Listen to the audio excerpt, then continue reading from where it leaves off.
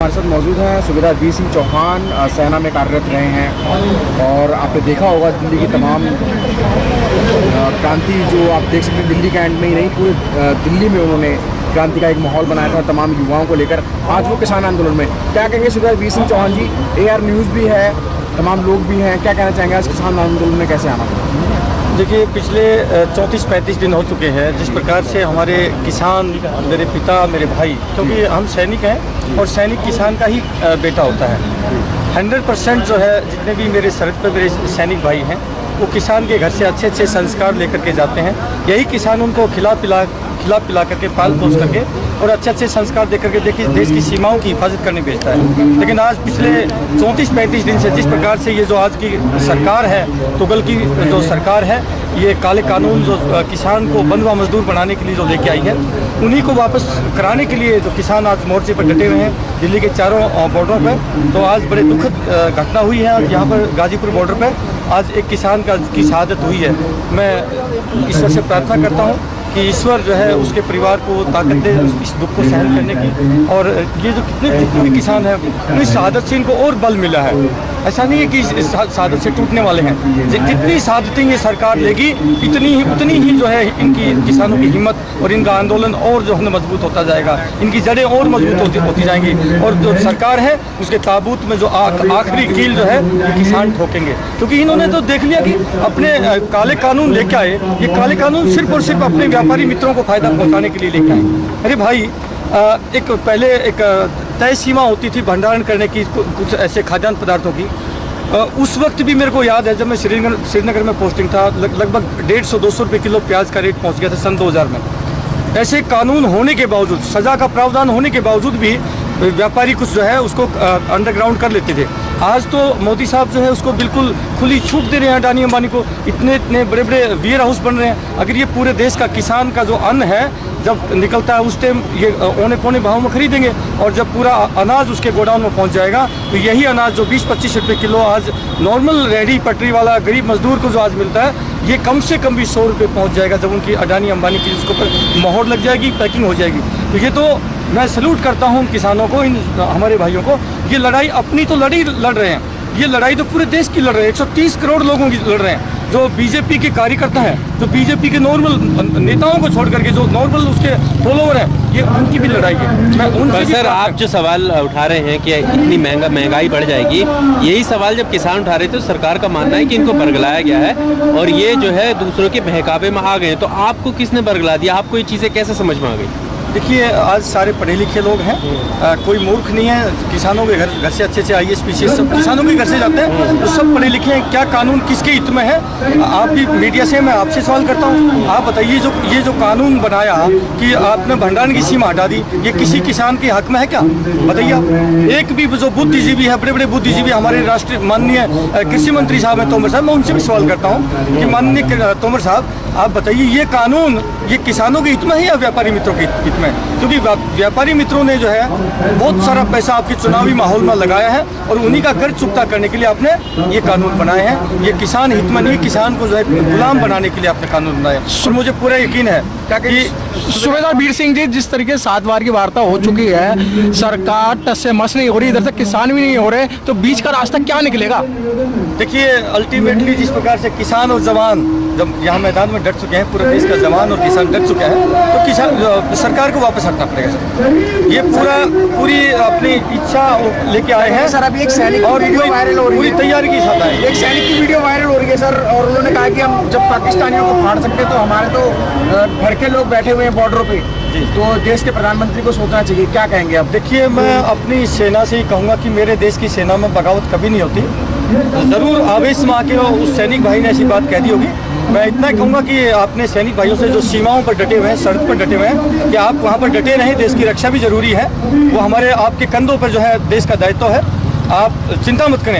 यहाँ पर हम पूर्व सैनिक किस काम के हैं? हम पूर्व सैनिक आ चुके हैं और यहाँ पर अपने जवान किसान और पिताओं और भाइयों के साथ में हम कंधे से कंधा मिला करके, और मैं पूरे देश के जितने मेरे पैरामिलिट्री फोर्सेस के भाई हैं, जो यहाँ पर पुलिस वाले हैं, BSF, ITBP, CRPF, मैं सभी से प्रार्थना करता हूँ आपके चैनल के माध्यम से कि जो आपके रगों में खून है, इन्हीं किसानों का खून है, इन्हीं किसानों का खून है। सौगंध है आपको इनके खून की, सौगंध है आपको इस मिट्टी की। अगर आपका डंडा आपके इन पिताओं पर, आपके भाइयों पर चले, सौगंध है आपका डंडा चलना चाहिए, इन नेताओं पर चलना चाहिए। जो संसद में जो आतंकवादी बैठे हैं, आज आतंकवादी कह रहे हैं। अरे भाई, किसान जो है पंजाब के, हरियाणा के, यूपी के, राजस्थान के, सारे देश के किसान हैं। सिर्फ ये जो है इस आंदोलन से सरकार घबरा चुकी है। जितना पीसफुल मैनर्स में, इतना बहुत शालीनता के साथ में, एक बिल्कुल सदी हुई ताकत के साथ में जो किसान ये लड़ाई लड़ रहा है, मुझे पूरा यकीन है सरकार की चूल्हें हिल चुकी है। सरदार वीर सिंह जी, जिस तरीके से आप बता रहे हैं, और जब जो फौज के लोग हैं, जो मिलिट्री के लोग हैं, जो अपनी आवाज़ उठाते हैं, जो सच्चाई की आवाज़ उठाते हैं, उनको सस्पेंड कर दिया जाता है, उनको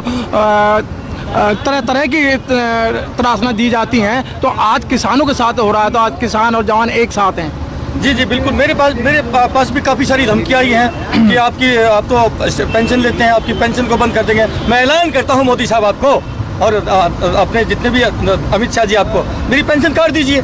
मैं भूखा नहीं मरूंगा, मैं किसान का बेटा हूँ। पूरा देश मेरे साथ में है, क्योंकि मैं किसान के साथ में खड़ा हूँ। मैं तुम्हारे जैसे नेताओं की दलाली नहीं करता। कभी भी इतिहास रहा है, कभी भी इस देश के अंदर जो भी सत्ता पक्ष का जिसने साथ दिया वो दलाल नहीं दिया। क्योंकि मैं गलत तो नहीं कर रहा हूँ, सही कर रहा हूँ, गलत कर रहा हूँ? ठीक है। जब सत्ता पक्ष का साथ दिया तो दलालों ने दिया है। आज मैं विपक्ष में खड़ा हूँ, मैं अपने किसान भाइयों के साथ में हूँ। और आज जो क्रांतिकारी लोग हैं, देखो ये चेहरे बदल चुके हैं। इन्हीं के बीच में, क्योंकि आत्मा नहीं मरती है, आत्मा तो अजर अमर है, शरीर नष्ट होता है। इन्हीं के बीच में भगत सिंह, सुखदेव, राजगुरु, मंगल पांडे, अशफाक उल्लाह खान, इन्हीं के बीच में वही जोश है, वही जज्बात है। आज एक इनकलाब का जो नारा लेके आए हैं, आज मुझे पूर्ण यकीन है सरकार को पीछे हटना ही पड़ेगा।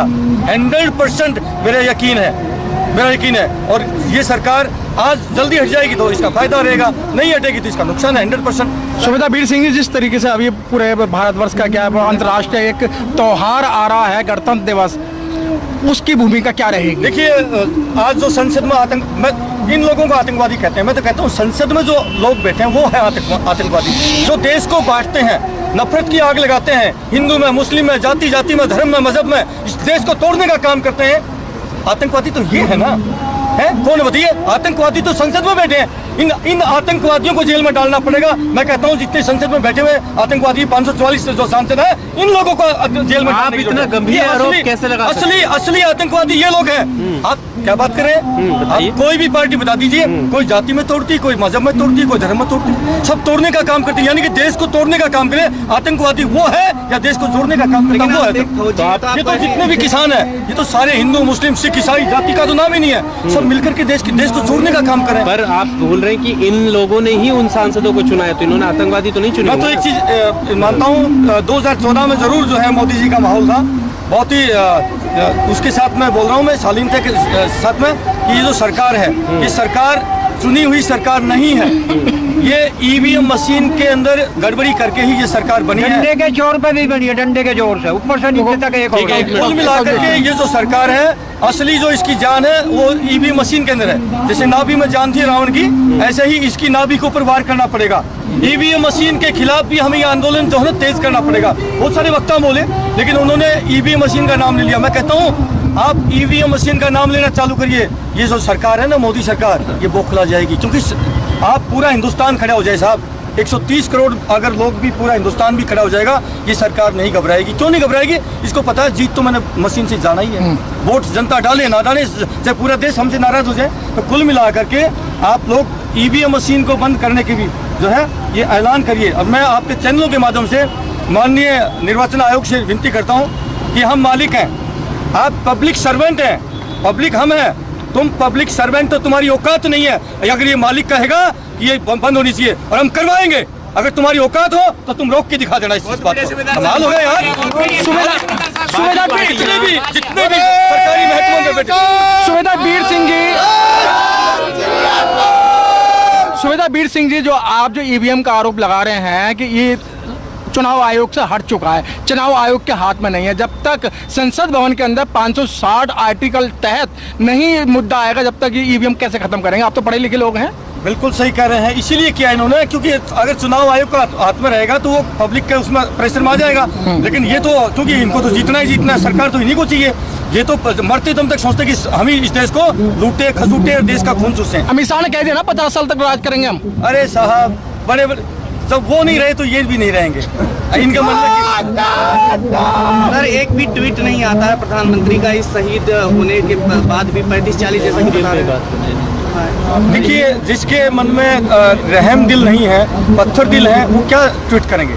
ये इन किसानों की इस कड़कड़ाटी की ठंड के अंदर बैठे हुए पिछले 35 दिन में, जिसके अंदर इतनी भी मानवता नहीं है, वो तो पत्थर दिले साहब। ये तो मैं कहता हूँ पूरे देश को अब अंगड़ाई लेनी पड़ेगी। जब जब देश के ऊपर कोई अधर्म बढ़ा है तो जो है किसी न किसी को अवतार के रूप में आना पड़ा है। अब तो किसानों को मैं कहता हूँ, किसान और जवान मिल करके इस देश के अंदर एक कुछ अलग से जो है खड़ा करना पड़ेगा। सर लगातार आपने ईवीएम पर सवाल उठाया। जब चुनाव करीब आते हैं या चुनाव की डेट आती है तो फिर बाकी विपक्षी दल हो, सभी पार्टियां फिर ईवीएम के साथ क्यों चली जाती हैं? अगर उन्हें खतरा लग रहा है कि उनका वोट चोरी हो रहा है, या फिर एक किसान को, एक वोटर को ये खतरा लग रहा है कि उसका वोट चोरी हो रहा है, तो किसान उस टाइम आंदोलन पहले जो सरकार में थे उनका भी यही पेशा था, अब ये आगे इनका भी ये पेशा है। तो चोर चोर मुझसे भाई हैं, ऐसी कांग्रेस थी, ऐसे ये हो गए। तो कुल मिला करके अब तो किसान और जवान को मिला करके एक अंगड़ाई लेनी पड़ेगी भाई।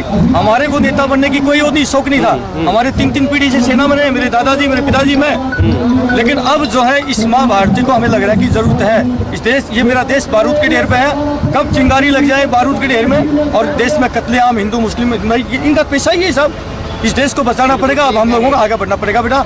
कोई जवान की बात करते हैं प्रधानमंत्री मोदी, मजबूत भारत की बात करते हैं वे, और जिस तरह से चीन को, पाकिस्तान को ठिकाने लगाने, लाल आग दिखाने की वो बात करते हैं। हाँ बिल्कुल सहमत। सिर्फ बातें हैं, झूठी बातें हैं। ये कोट पहन करके दिल्ली से चलेंगे, 10-20 आदमी चहलकदमी करते हुए, उनकी चाटुकारिता करते हुए साथ जाएंगे श्रीनगर तक, लेह लद्दाख तक, काजू बादाम खाते हुए जाएंगे। वहाँ जहाँ पहुँचेंगे वहाँ पर रेड कारपेट बिछा के आर्मी के अधिकारी मिलेंगे सलूट मारने के लिए, और 10 मिनट वहाँ पर कोट पहन के सेल्फी लेके के और बड़े बड़े वीडियो खिंचा करके और जैसा वहाँ वापसी आ जाएंगे आधे घंटे के अंदर। अरे भैया ऐसी दिवाली तो कोई भी मना लेगा, ऐसी दिवाली हम रोजाना मनाएंगे। तो ऐसे ये करने से, जैकेट पहनने से सैनिक हितैषी नहीं होते। आपके दिल में कोई रहम नहीं है, और जब तक आपके दिल में रहम नहीं है तो आप जनता के हित की बात तो सोच ही नहीं सकते। आप तो सिर्फ खून चूसने की बात कर रहे हैं। मुझे तो आज पता चला कि पराली जलाने के लिए इतना बड़ा कानून कर दिया था कि कितने करोड़ का था साहब? 1 करोड़ का जो है किसानों को ऊपर चालान होगा। बताइए, 1 करोड़ पराली जलाने, नहीं तो 5 साल की जेल। ये कमाल की बात है। ये कौन सा क्या कर रही है यहाँ पर? ये पूरे मेरे को लगता है नॉर्थ कोरिया बनाना चाह रहे हैं इस देश को। ऐसा नहीं होगा। पूरा देश जाग चुका है, पूरे देश ने अंगड़ाई ले ली है और आने वाला वक्त बहुत बड़ा बदलाव लेके आएगा। मुझे पूरा यकीन है जितने हमारे किसान जो नेता हैं वो उनकी जो है सूझबूझ के साथ जो काम चल रहा है बहुत शालीनता से, तो किसी प्रकार का इसमें तोड़ फोड़ या किसी प्रकार की गाली गलौज, किसी प्रकार का नुकसान नहीं है। एक सैनिकों का अगला कदम क्या रहेगा? पूर्व सैनिक अपने देश के किसानों के साथ में थे, उन्हीं के घरों के बेटे हैं, उन्हीं के साथ में मरते दम तक। हम तो सैनिक, हम तो हैं किसान। हम तो अपनी लाइफ का एक 30-32 साल वहाँ पर दे के आए, पहले किसान थे जाने से पहले, और अब दोबारा फिर किसान है। हम तो हैं किसान। तो इसलिए पूरे पूर्व सैनिक जितने भी हैं पूरे देश के, वो अपने किसान भाइयों के साथ में। मैं आपके चैनल के सभी के माध्यम से जितने भी मेरे देशवासी, मैं हाथ जोड़ के प्रार्थना करता हूँ, आप लोग आइए इस कानून के लिए वापस लेने के लिए इस सरकार पर दबाव डालें, ताकि जल्दी से जल्दी ये लोग भी अपने घरों में वापस आए और अपने घरों के बच्चों को संभालें, अपने घर की अर्थव्यवस्था को संभालें। ठीक। Press the bell icon on the YouTube app and never miss another update.